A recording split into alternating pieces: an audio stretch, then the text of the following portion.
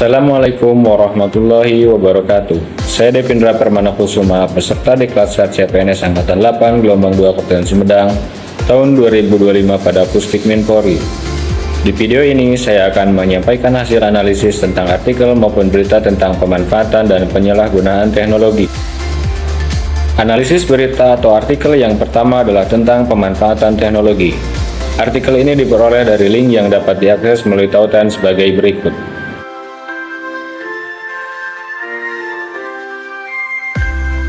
Artikel tersebut bertajuk Kabupaten Sumedang jadi percontohan transformasi digitalisasi. Dari hasil analisis artikel tersebut, pemerintah daerah Kabupaten Sumedang berhasil melakukan inovasi dan transformasi digitalisasi dengan menurunkan prevalensi stunting hingga 50% di tahun 2021 dan meningkatkan kinerja pemerintah daerah dari ranking 28 ke ranking 1 di Jawa Barat.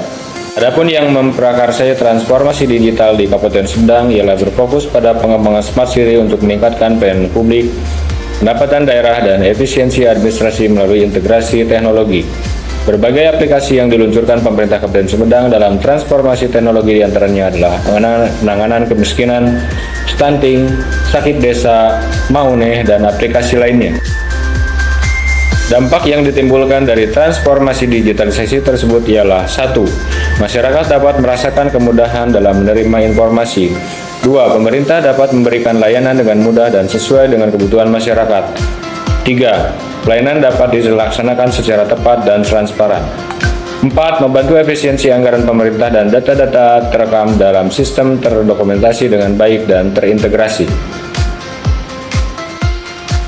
Artikel analisis kedua adalah tentang penyalahgunaan teknologi dengan judul berita pelanggaran aturan IMEI, ASN Kemen Perin, dan Bea Cukai jadi tersangka yang bersumber dari media kompas.com.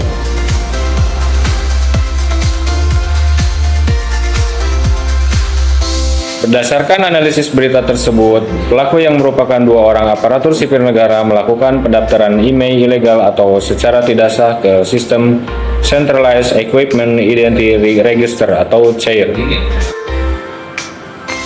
Adapun penyebab terjadinya kasus tersebut antara lain: 1. Pelaku mengharapkan keuntungan yang besar karena dapat menjual perangkat seluler secara bebas di pasaran. 2. Untuk menghindari biaya impor yang mahal dan pajak negara karena adanya permintaan pasar untuk ponsel murah yang tidak terdaftar, serta praktik bisnis yang menguntungkan meskipun ilegal. 3. Lemahnya kontrol diri dan etika digital. 4. Lemahnya pembinaan dan pengawasan digital. Adapun dampak kasus tersebut adalah sebagai berikut. 1. Menyebabkan kerugian negara hingga mencapai 353 miliar. 2. Merugikan masyarakat karena IMEI ilegal yang dimasukkan ke dalam sistem dapat menyebabkan pemblokiran perangkat sehingga tidak dapat digunakan untuk layanan dasar seperti panggilan telepon, SMS, dan internet seluler. 3. Pelanggaran hukum dan disiplin PNS. 4. Turunnya citra ASN di mata masyarakat. 5. Turunnya kepercayaan masyarakat kepada ASN. Dan 6. Mencoreng nama baik instansi. Berdasarkan kedua contoh berita tersebut, dapat kita simpulkan bahwa teknologi dapat membawa manfaat yang sangat besar dan juga menimbulkan kerugian yang besar pula jika disalahgunakan. Oleh karena itu, sebagai ASN kita harus bijak dalam menggunakan teknologi serta senantiasa menanamkan nilai-nilai ASN berakhlak dan menguatkan prinsip dasar etika digital. Demikian analisis pemanfaat dan penyalahgunaan teknologi yang dapat saya sampaikan. Terima kasih atas perhatiannya. Wassalamualaikum warahmatullahi wabarakatuh.